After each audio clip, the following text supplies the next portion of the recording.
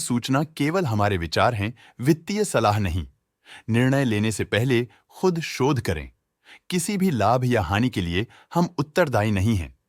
आज हम देख रहे हैं गनीशा इकोस्फीयर लिमिटेड के 2025-26 Q1 की standalone financial performance.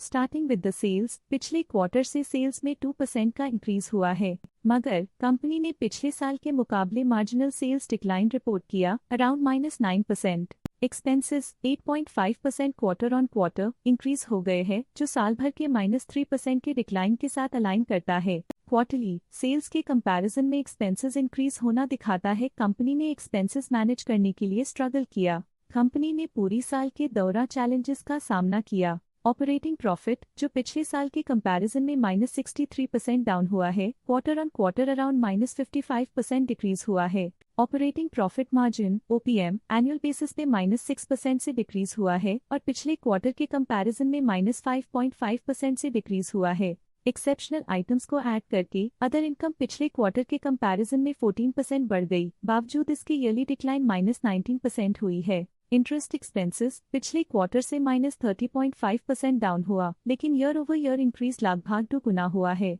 Depreciation costs में क्वार्टरली -1% का डिक्लाइन देखने को मिला और ईयरली बेसिस पे -5% का डिक्रीज देखा गया। Profit before tax annually -64% decrease हुआ, लेकिन प्रीसीडिंग क्वार्टर से -49% डिक्रीज हुआ है। इस साल कंपनी ने 26% टैक्स पे किया और क्वार्टरली कंपनी ने 25.5% टैक्स पे किया है। नेट प्रॉफिट ने ईयर ऑन ईयर -63.5% का डिक्लाइन दिखाया, लेकिन लास्ट क्वार्टर से -48% का कंट्रैक्शन हुआ है। इस क्वार्टर के दौरान कंपनी का परफॉर्मेंस इतना अच्छा नहीं रहा। नेगेटिव नेट प्रॉफिट लॉसेस को इंडिकेट करता है। वहीं अगर एनुअल एनालिसिस की बात करें तो साल के दौरान कंपनी का परफॉर्मेंस अच्छा नहीं रहा। नेगेटिव नेट प्रॉफिट का मतलब है कि कंपनी प्रॉफिट के कंपैरिजन में नुकसान उठा रही है। अर्निंग्स पर शेयर (EPS) में ईयरली -64% का डिक्रीज देखा गया, लेकिन क्वार्टरली में 42.5% की गिरावट भी नजर आई। इस क्वार्टर में कंपनी का EPS इतना अच्छा नहीं रहा। नेगेटिव प्रॉफिट कमजोर एफिशिएंसी को दिखाता है। गनीशा इकोस्फीयर लिमिटेड के फाइनेंशियल स्नैपशॉट को रिव्यू करते हुए कुछ मुख्य ट्रेंड्स सामने आए हैं जो कंपनी की परफॉर्मेंस पे रोशनी डालते हैं।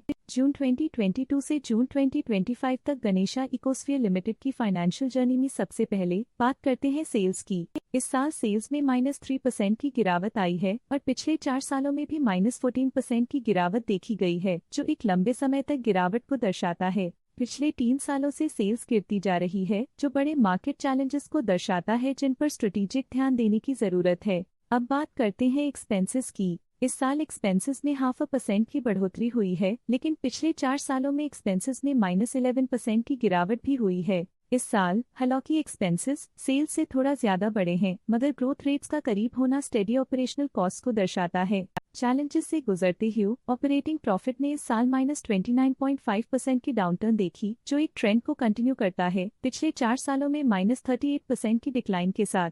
पिछले 3 साल से ऑपरेटिंग प्रॉफिट गिरता जा रहा है, जो जरूरी स्ट्रेटेजिक एडजस्टमेंट्स की इंपॉर्टेंस को दिखाता है। कठिन दौर से गुजरते हुए नेट प्रॉफिट में इस साल -17% की गिरावट आई है, जो पिछले 4 सालों में -35.5% की गिरावट के साथ चुनौती पेश करता है। EPS के लिए रास्ता कठिन रहा है। इस साल EPS -43% डिक्रीज हुआ और पिछले 4 सालों में कुल मिलाकर -58% की गिरावट हुई है। चलिए अब बात करते हैं शेयर होल्डिंग पैटर्न की। गनीशा इकोस्फीयर की शेयर होल्डिंग रिपोर्ट्स कुछ इस प्रकार की हैं, जो अननोन 2025 के तक चलता है। ये रिपोर्ट कंपनी के शेयर्स की डिटेल्ड जानकारी देता है, जिसमें promoters, promoter groups, foreign investors, public investors और सरकारी एंटिटीज शामिल हैं। पब्लिक द्वारा हेल्ड शेयर्स का परसेंटेज 31.2% से इंक्रीज होकर 2025 के में 31.67% तक का इंक्रीज से देखा गया। ये चेंजेस स्टेट है कि पब्लिक की इन्वेस्टमेंट कंपनी में क्वार्टर टू क्वार्टर इंक्रीज हुई है। जब कंपनी के शेयर्स का अधिकतम हिस्सा प्रमोटर्स, FII, DII या गवर्नमेंट के पास होता है, तब ये माना जाता है कि कंपनी मजबूत हाथों में है,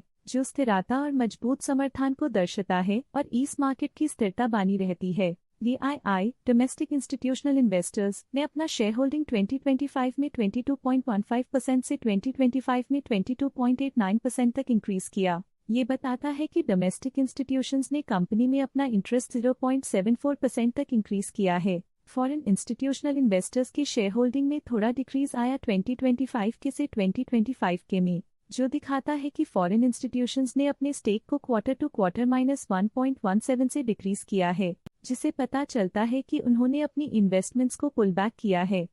ये था कंपनी का करंट शेयर होल्डिंग पैटर्न। चलिए झांकते हैं इस क्वार्टर की प्रमोटर डील्स पर जो विशेष रूप से सुर्खियों में रही। 21 जुलाई 2025 को जीपीएल फाइनेंस लिमिटेड ने 13.4 लाख शेयर्स इन्वेस्ट किया 776.2 रुपीस पर यूनिट के हिसाब से, जिसका टोटल था 103.9 करोड़। 2 जुलाई 2025 को गनीशा एम्प्लॉय वेलफेयर ट्रस्ट ने 349 शेयर्स बेचे 1,475 रुपीस पर यूनिट के हिसाब से, जिसका टोटल था 5.1 लाख।